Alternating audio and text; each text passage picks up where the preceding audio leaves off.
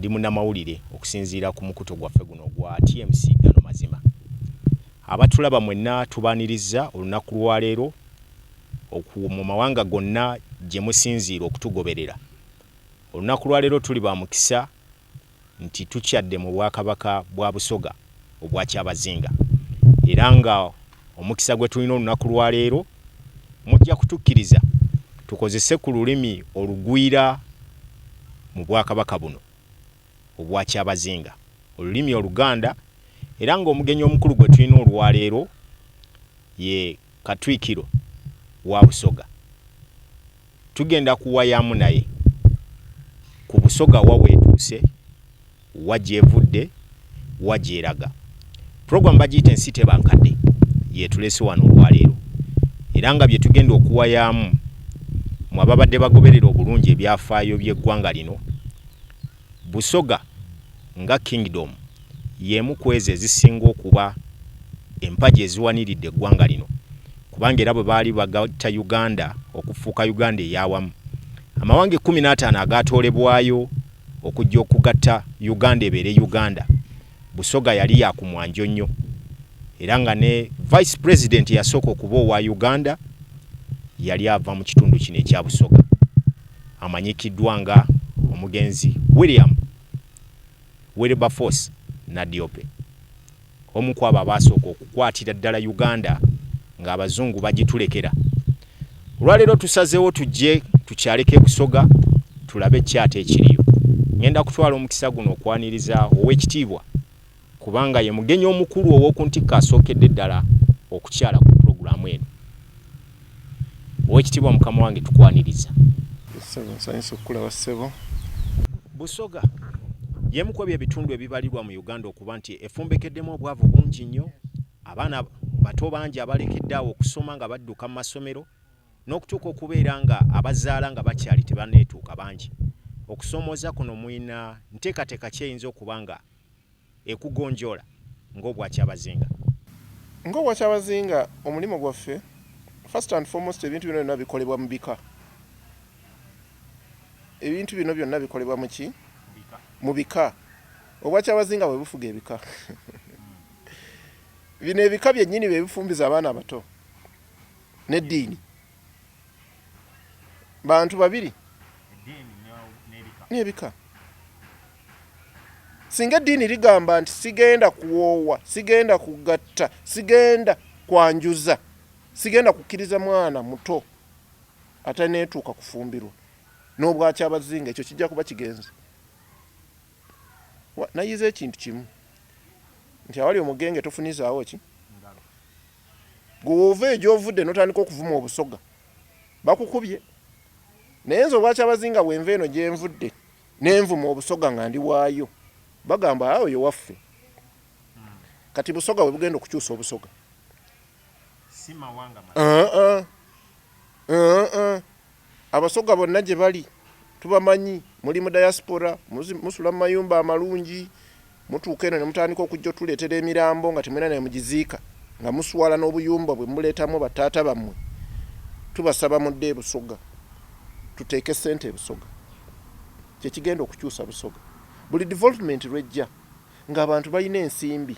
Bino bye mulaba abaana abato okufuna embuto, bye mulaba bye muyita obwavu is simply a symptom. Obwavu is a symptom of a bigger problem.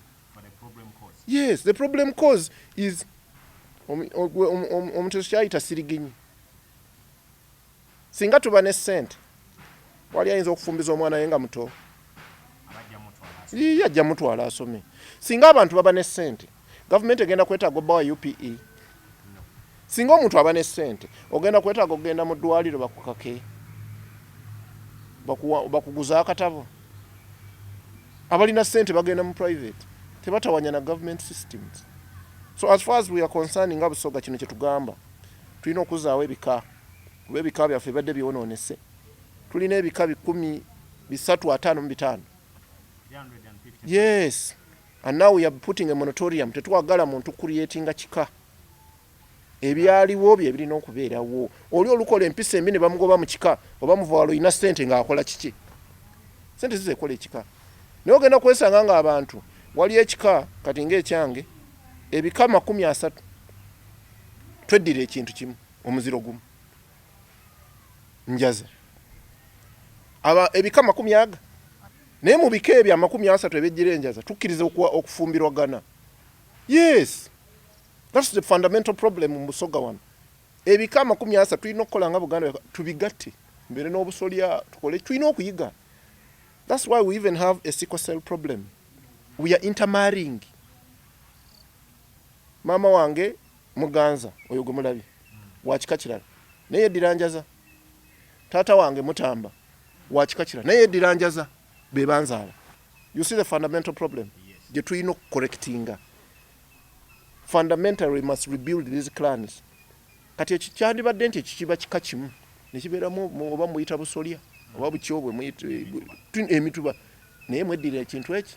Recently naliko kwanjula oli n'agamba nti eno nkima nsoga eri nkima nganda anti omu yali muganda omu yali musoga nga bonna bankima. oli n'agamba nti eno nsoga eri nganda naye nga nti ayi mukama tutuuse okukwatagana ne Buganda ebintu bino tubijjewo. Is it the reason why nti nga bwe tulaba mu Buganda wabaddewo okusikangana ne tulaba nti waliwo obwakabaka obw'enjawulo obujja buteeke? No, that's not the reason. Mu Busoga, that's not the reason. Busoga is a decentralized monarchy. Tuina 11 chiefs. Naye mu 11 chiefs mulimu batano abalina okulondebwamu. Ate constitution yaffe yo egamba rotation among the 5. Bw'obanga kati kaŋŋambe Kyabazinga Gawula Diopo okunafunvuwe yaliko idea omwana we tamusikira tafuuka Kyabazinga muzzukulu we yasobola okufuuka. Yensonga onaze yabadde tasobola kuddiramu oli abaddewo. Aha, baba Muloki yaliko. Baba Zibondo mutabanyiwe. Na Diope yaliko. Muzzukulu we. Kati wa Zibondo tukusuubirayo muzzukulu. Wali ba compete nze n'abalala abatano n'abasinga. Okifo ky'okukubagana emmundu n'amafumo ng'edda twakubagananga. Wano tugenda mu kalulu mu bantu 11 tukyasobola kutta bantu kuba twaga kufuuka bakabaka. Kati yaffe yali nnongoose ya in sorts. That's what people misunderstand. That's why we disagreed. We are disagreeing on a principle. Ate Abasoga tuli basajja bazibu. Mutuyita bamputtu. Emputtu yaffe eri ku principle. Ekyo worldwide buli muntu abamanyi ku ekyo. Naye eri ku principle. Emputtu yaffe teri nti tukoledde emputtu mu bwavu tuba abaavu. Emputtu yaffe eri bw'otulumbagana ku principle nga tukulagako. Katunulidde ensi tugiresenga 17 namwe tubalinze mutulageko mutwagaloba nedda. Okulonda speaker nga 17 ogwokutaano ffe byaffe twogera mpola mpola. Definitely ensi ekitegedde bulungi nnyo era bamanyi bulungi nnyo nti omukyala ensi tubalinze tubasaba mutukwatireko teri Musoga mulala yeesimbyewo ate nga asobola ng'ono aliwo banaye mutukwatireko wemba temusiimye tujja kusigala mu Uganda nga bwe tuli. Let's talk about the golden days ezaali educational system. Nti Busoga yalina amasomero agali amalungi, the Mweri College, Wairak, Butiki, Jinja College, we nasomera nako. Kyekyagaleetedde okuba kuwasomero naliko ku Jinja College, Jiko. Leo liwa Jinja College? Yes. Okay, waffe wana mu Bakatoliki. Awo. Okay. Najja kusambawo omupiira. Ansa mazo jikuwa. Kiki ekireetedde okubeera nti amasomero ago gonna gaweddewo nga tewakyalina ssuubi kulaba nti gadda, and to the extent recently nti Namasagali, one of the best school esangibwa wano ewammwe, etwaliddwa abasajja bannakigwanyizi, ettaka lyammwe balitwala. Actually, two things. The weakness in schools eri mu nsi yonna, traditional schools mu nsi yonna, Bukedde College Kachonga byonna, Teso College Ailot byonna zigudde. We have fundamentally made one mistake. Bwe twakkiriza omuntu nti osobola okukulira ejjinja n'osomera ejjinja n'ofuna degree ejjinja n'okolera ejjinja n'ofiira ejjinja, twasalawo creatinga abantu abatali exposed.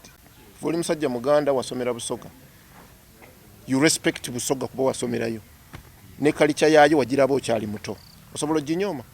No. Aha. Abantu benda bawana abasinga John Mitala mukama wange yasomera Ntale, ayinza okunyooma Omunyankole. Abalala basomeranga ggulu because that was a policy of government. Amasomero gonna gaali equal standardization.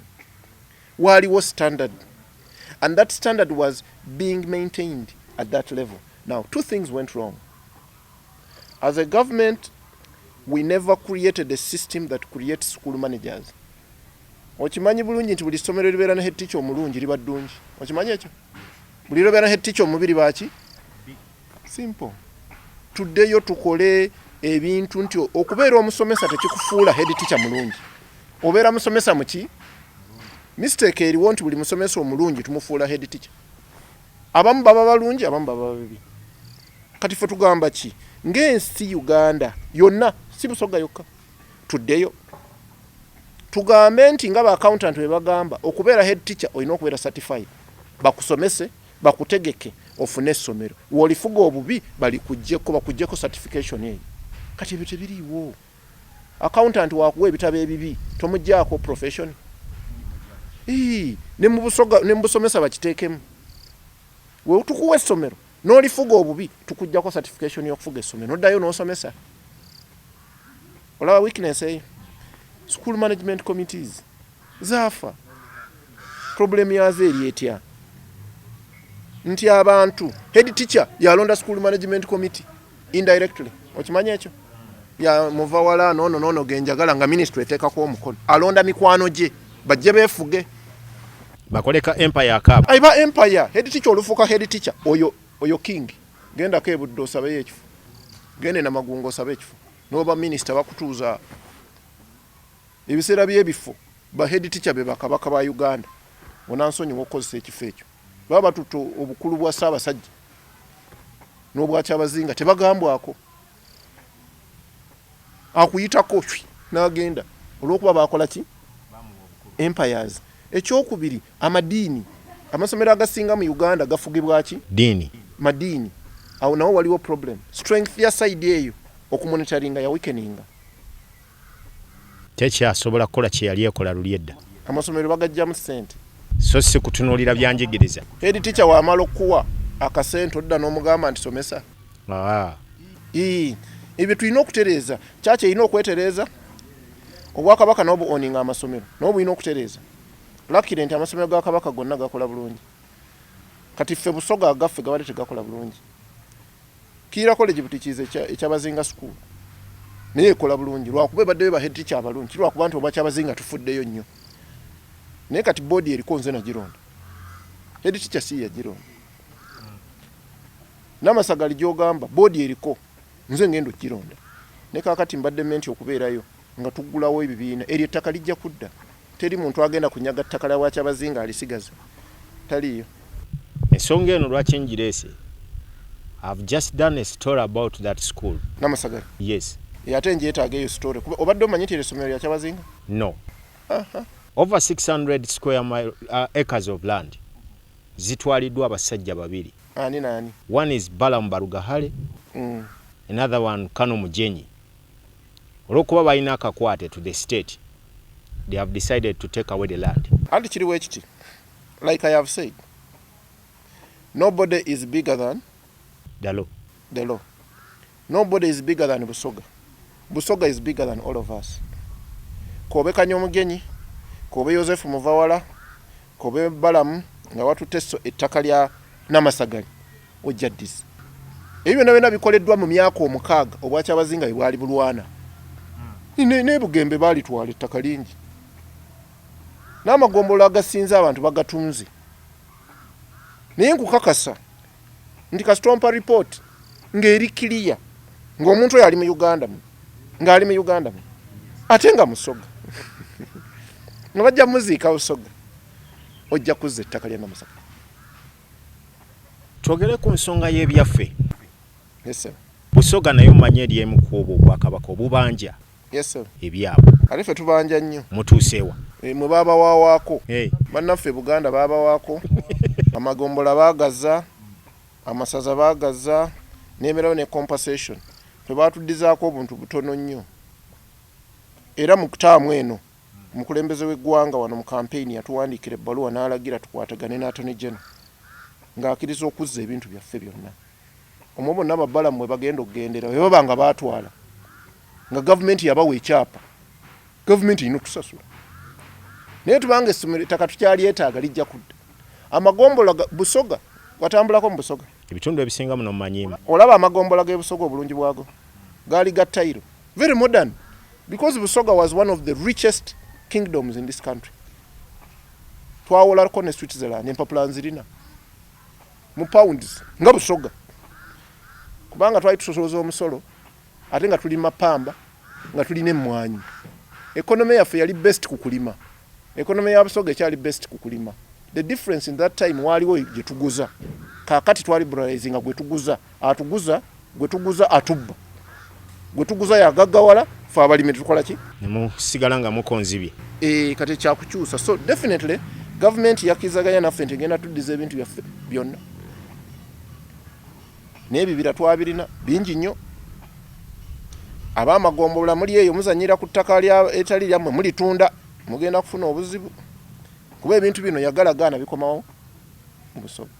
Amakomera gonna mu Busoga ga Busoga Kingdom, ne mwami by'abasajja yonna ettaka kwali gonna twazimbanga kuba ffe twali omanyi tulina emputtu. Kati emputtu eyo twagigemanga n'amakomera ago, zannya tukuteekamu omugu waffe bennyini ne tukwesibira. Tetwetaaga muntu kuva bweru kutusiba, mutuleke ffe twesibe. Omusoga ng'ona amusobola muleke yeekoleko. So bottom line eri nti I'm putting everybody on notice. Government already is with us. Bagenda tuddiza ebintu byaffe. They will compensate where they have to compensate. We will deal with those individuals abagezaako kutwala ebintu bya public. Nze muva wala sitwala kintu kya public. Anything public don't touch. Ate omubbi omulungi tobbanga wammwe naawe. Omubbi tobbanga wammwe bajja kutta. Naye genda obbeeyo oddukire eno bakukuume. Oba omanyi ng'oli mubbi mulungi. Ku mulundi guno mu kulonda okusembyeyo like Buganda, Busoga yabadde kumpi eringa emaze okutta omukago ne Buganda munywanyi waayo. Ennonda abavubuka bewammwe gye baalonzeemu yabadde eraga nti erina ebibuuzo bingi nnyo ebyetaaga okuddibwamu nga ansa abantu tebaziraba. Kino nammwe mukitunuddemu nga obwakyabazinga okutunula mu nsonga ezo ezinyiga abavubuka. Actually okugamba nti ansa tebaziraba tuba tulimba. Ansa y'okudiringa n'abavubuka mirimu na income. That's it. Nothing else. Abasajja kye balwanirira abavubuka kituufu. Ate nange naliko omuvubuka. Baagala kuva ku street. Buli lwemba n'amaanyi n'otagakozesa ngenda gakozesa mu ngeri gye njagala. Mulimo gwa government eno gye nkolera bwe mba nvudde eno. Okukola kyonna ekisoboka. Amaanyi g'abavubuka ago tugahanesinge tugakozese. Nga bwe ngambye obuyeekera bwaddamu ki mu mitima. Tebukyali bwansiko nti ojja bulaba. Kuba n'ekyajja ani yakiraba? Ani yali amanyi nti abavubuka b'e Buganda ne Busoga bagenda twegugungako ate nga batusinga obungi? Tewali. Era etubazanyisa mu myaka ejijja bagenda kudabulinga. Bano abalonze kuno bajja kuba bakyali bavubuka. Kweyongereko ki? Mwe abakulu abasula mu bisaagaati, I'm putting you on notice. Ekisaagaati ekigenda kukuuma. Na kino kyolaba wano oyo nze ndabanga eyo design. Abavubuka nga bazze wano okuyingira muno. In a second banonyedde wano bakoze kye baagala bakoze ki? Bagenze. So for us abakulu abali mu control of this economy, we must do whatever is necessary to support the sitting government to give the youth what they deserve. They are not the leaders of tomorrow, they are the leaders of today. Ate mu abazadde singa omuntu wa poliisi agenda n'akuba omwana w'emyaka 22 essasi, nze mutabanyi wange wa myaka 22 oba osse mwana wange. Be batta baana bammwe. Mwe abafuga gavumenti be batta baana baani? Baffe. Omuntu yenna 27, 26 nze nsobola omuzaala mu 50 years. Natandika ebintu bino nga ndi wa myaka 15 2. Omwana wange singa namuzaala singa alina emyaka 35. Omuntu yenna gwe batta ku bavubuka aba mwana waani? And I don't think government ekyo kyeyagala. Government eyagala kutta abavubuka. Naye kye tulina okukola is to harness abaana bano. Ate ne kyabazinga nga akyali muto. Myaka gyammwe gyennyini. Era byandagira okubagamba nti future y'ensi eno ne kyeriko kati kiri mu mikono gyammwe. Ffe mwatumala juzi mwatulagako mu campaign nti ffe abakulu tetukyalina buyinza ku politics wansi eno. Mutuwaako buwi. era we mwegattanga abavubuka n'abakyala mufuga ensi eno ne mumalayo sira lwaki tubafuga nnyo nga mmwe mulina ennamba. But bottom line, it's not a joking subject. As a plan of this country, as a Katukiro of one of the biggest tribes in this country, it is our responsibility. And for me, I have made it a business that every Friday I'm in Busoga. What these youth want is not too much. But what they will take will be more than we expect. Kusaba nga tufundikira tugenda twala omukisa guno tukwegayirire kusaba osiime okututongoleza omukutu gwaffe TMC Gano Mazima. Ng'abakulembeze, Fourth Estate is a sector of the economy. And for us to be accountable, avenues like the one, like the TMC that you have formed, bikulu nnyo gye tuli. Bitukomako, bituyigiriza, bitugalaga, bituwa ekkubo. Kino kye tubasaba. Nga mutugalaga, nga mutuwa ekkubo, nga mutuyigiriza amazima n'obwenkanya. Nja kusaba nti omukutu guno gube ku mazima n'obwenkanya. Omukutu guno gube nga tegutya nga gwogera amazima we gwetaagiddwa. Gube nga tegutya nga guprotectinga abo abanyigirizibwa. Omukutu guno nja kutwala omukisa guno era mbwe mulundi gwange gusoose. Simanyi oba ndikiddamu okutongoza omukutu ogw'engeri eyo. Kubanga mbadde ntya nnyo emikutu. Social media ennaku zino n'abalala bamukozesa mu ngeri yaabwe. Era bondaba buli mukutu gwe banteekako nvaako. Because I've been taking these things as some of these social medias as a group of idle people who want to make themselves important and have opinions that don't matter. I am hoping that TMC is going to be a different ball game. I am offered to be a friend. But even when I have an issue and I'm wrong, you should take me on and be able to correct such that this country has accountability and is accountable. I hope that we will also use you in our development ventures. Katika ntwala omukisa guno okutongoza TMC Gano Mazima ekola omulimo ogw'okusomesa eggwanga n'okuwabula abakulembeze n'Abannayuganda bonna. Mwebale nnyo, mwebale ddala. Obusoga okuyisanya niki? Obusoga okuyisanya n'amaanyi. Okuyisanya kitegeeza okukkirizaganya. Gemaanyi nsuubira nimujja kumpita omulundi omulala twogere ku bigambo bya development kuba sirowooza nti wali ansinga obitegeera mu nsimu. Weewaawo ebadde programu ensi tebankadde mbadde Dean Lubowa Sava era nga omukisa gw'olwaleero tukyazizza omugenyi omukulu ennyo omwawo w'ekitiibwa Katwikiro Joseph Muvawala y'omu ku bakulu ab'enkizo ennyo mu ggwanga lino. Bw'oba obadde tokimanyi be bantu abamanyikiddwa nga ababalirizi oba abatunuulira ebyenfuna by'eggwanga lino. Mu abo ba Certified Accountants Uganda beerina naddala abatuuka ku ddaala erisobola okuteekerateekera eggwanga. Oba obadde tokimanyi Uganda erina 15 bokka, ali omu ku abo 15 ab'enkizo abaliwo. Olwaleero gwe tubadde naye era nga obubaka obutende obutuufu obuviiridde ddala ewa mukama waffe Kyabazinga abutuusizza eri Abasoga. Buli omu nsuubira abuwulidde bulungi, sijja kudda mu bigambo bye, naye bagamba nti baba babuulira owaaboobo nga naawe ow'omunaku okutuuka okunkumula osobole okuwulira ebigambo ebyo. Sijja kubiddamu, naye nsuubira nti bibadde byankiza era bisobola okututwala mu Uganda eddako nga buli muntu ategedde bulungi ekiriko. Dean Lubowa Sava ku lw'abannange benkoze nabo bonna, ttiimu yonna eya TMC Gano Mazima leero tukoledde Busoga mu maka ga Katwikiro. Ayi Mukama Katonda nkusaba okuume Obusoga nga butudde entende, Kyabazinga alamula Abasoga bonna ne Busoga etuuke ku ntikko, saako n'amawanga amalala gonna agali mu Buganda wano mu Uganda, ne Ssaabasajja Kabaka alamula Obuganda mu mirembe.